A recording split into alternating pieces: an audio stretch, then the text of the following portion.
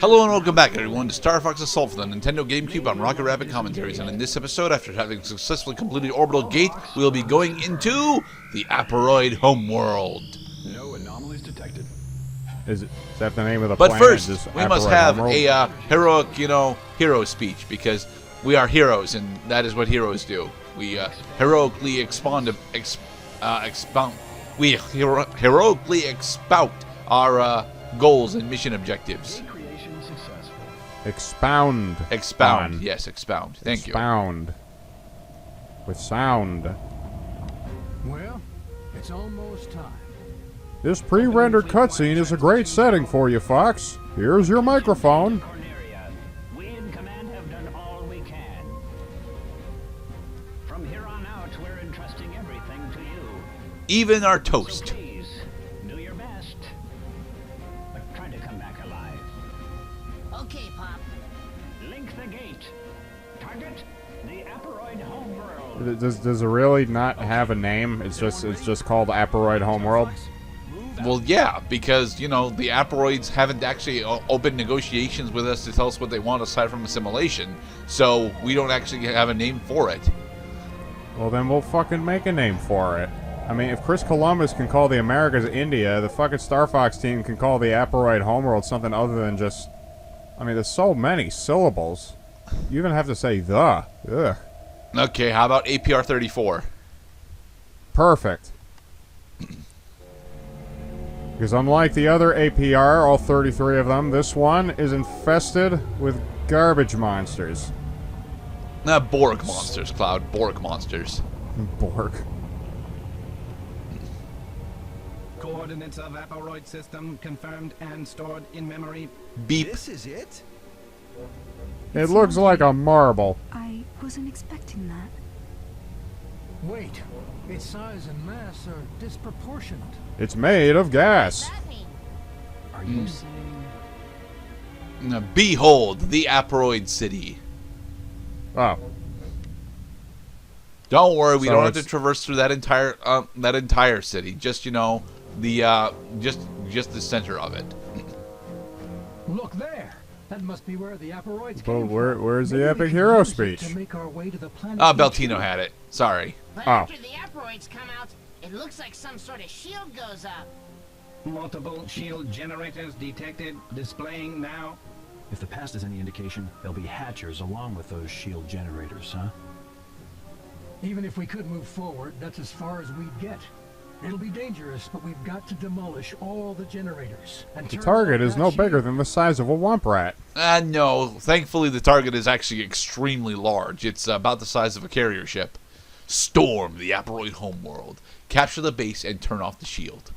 That is a thing that we can do over the course of the next two parts because, yeah, as much as I like this level, and I like this level a lot, I have to agree with a good amount of the criticisms that gets leveled at this level, in that it is too goddamn big. For example, if you go actually behind the first doorway that you come across, there's actually a really good secret back here. A Gatling gun. It only has 100 rounds, sadly, but still, for silver and gold, you will really, really want to pick that up. Thankfully, since we're only on bronze, our charge blaster is almost more than enough to take down most of what we'll be encountering. But yes, we have a very diverse set of Aparoid enemies that we have to deal with. They have, as well as we have to deal with the gimmicks of the fact that the spawners that we have to take down are protected by shield generators. Your job now is to search it out and Pick up the floating health packs, Fox. They will restore and heal any damage you have taken. Yes, they're very nice about that.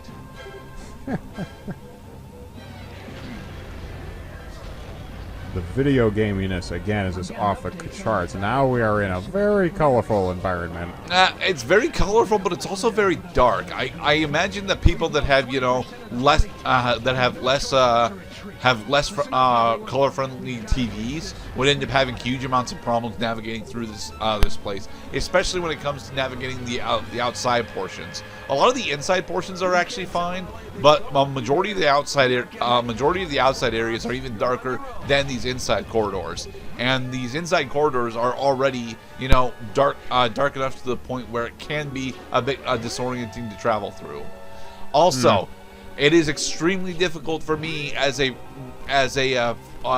pretty bad StarFox Assault player to actually maintain a decently high combo count in this level. I do believe we actually do get the bronze medal during this trip, mind you, but it's not due to any fault of our own. It's supposed to be due to the fact that I'm familiar enough with the level on silver to recognize where and when I'm supposed to go and why.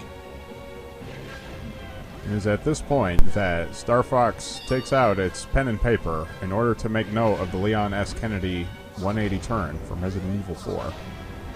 Honestly, I really wish that StarFox had either a faster turn radius or a faster aim cycle whilst in aiming mode. But this is like 2005.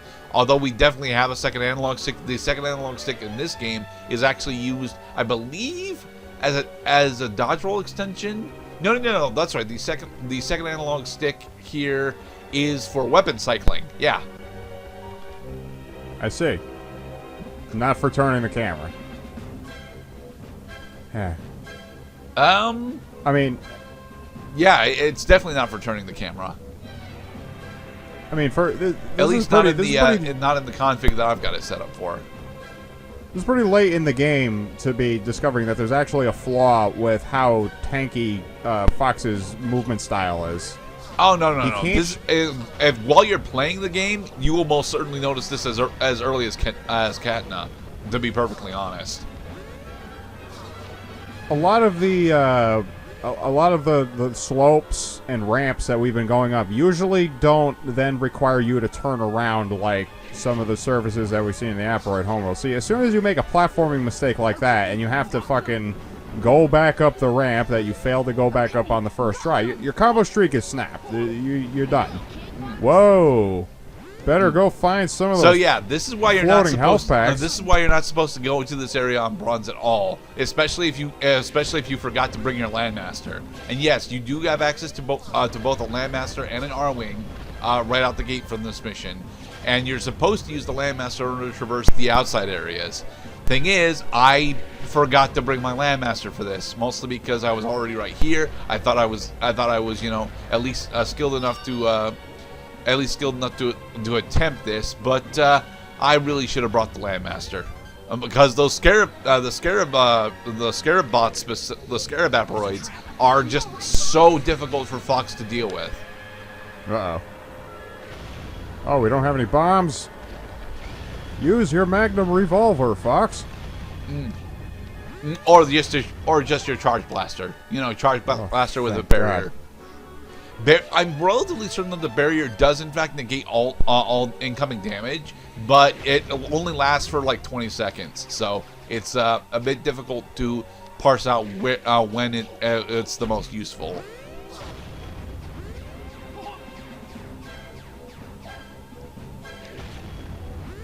And as Pascal is mentioning here, my control scheme specifically makes it much more difficult to aim around corners than it's supposed to be. Well, yeah, because you can't see your target until Fox is out in the open, exactly where you don't want to be in a situation like this. Right.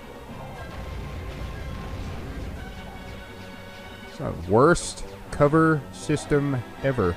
I don't know about worst. I mean, it's we effectively just straight up don't have a cover system, is the thing. No, Slippy, I don't. I was hoping that one of the special flags would be down here.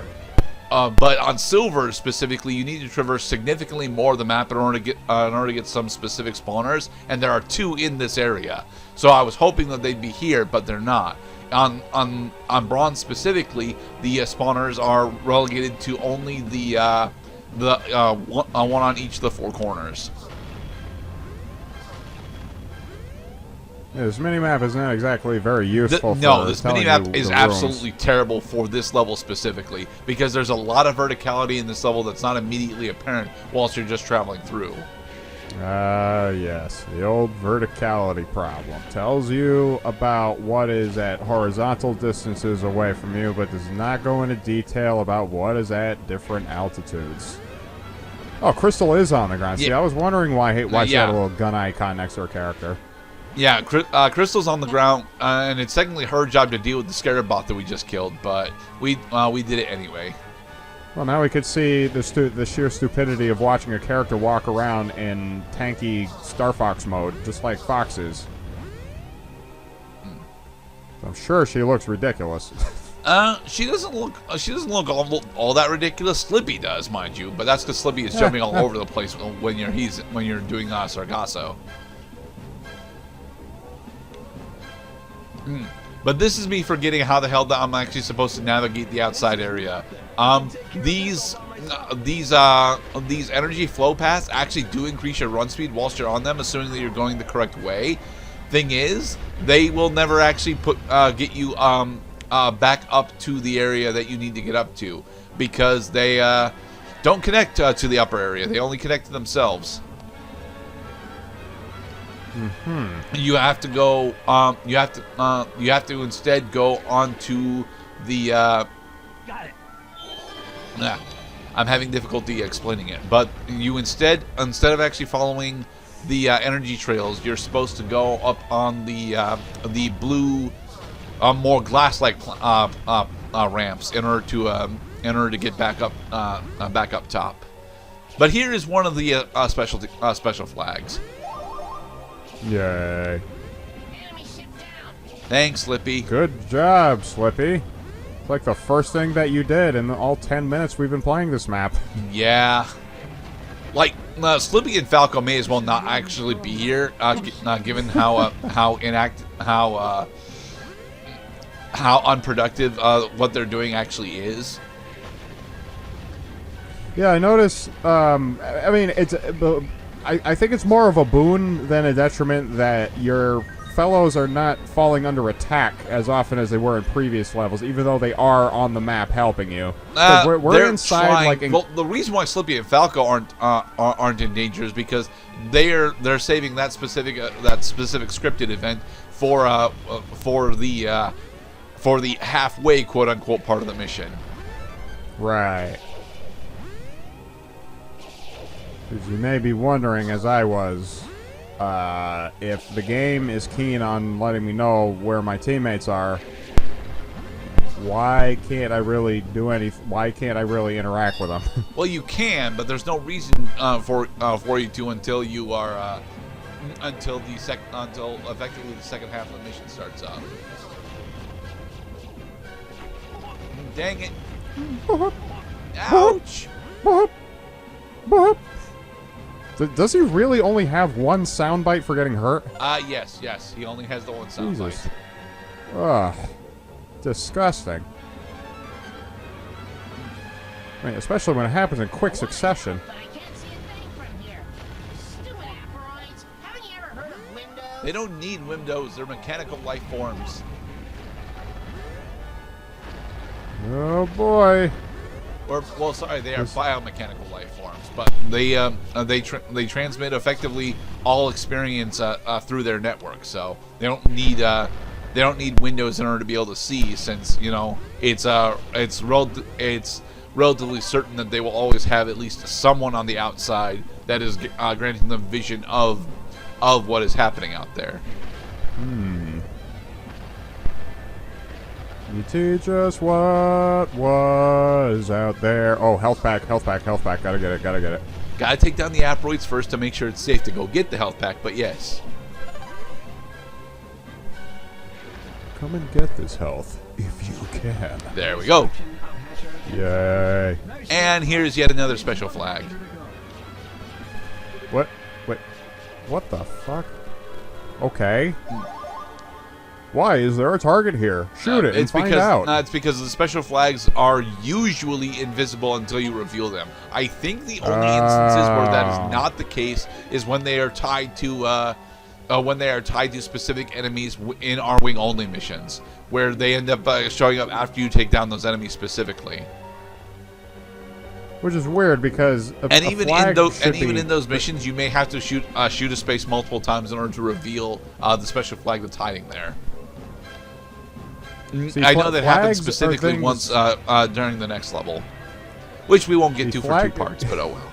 Well, no, flags are things that you raise. We do most of the last level in the next part, but.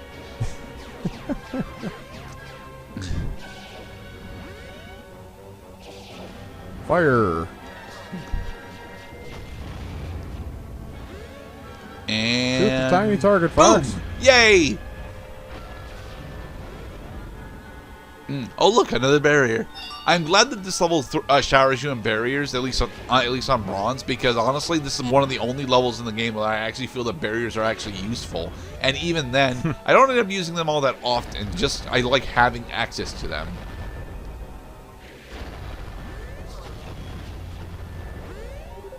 One more to go. Yeah, that's it's a curious thing to say because bad things tend to happen to characters who think that things are going their way. It's okay, Cloud. Slippy is fine. We just gotta blow up this last hatcher. All right, and in the next episode, we will finish off the siege of the Aparoid Homeworld. Mission update. Oh, you thought you were done. No, not mission complete. Mission continued. You gotta get busy destroying things. Be safe, everybody.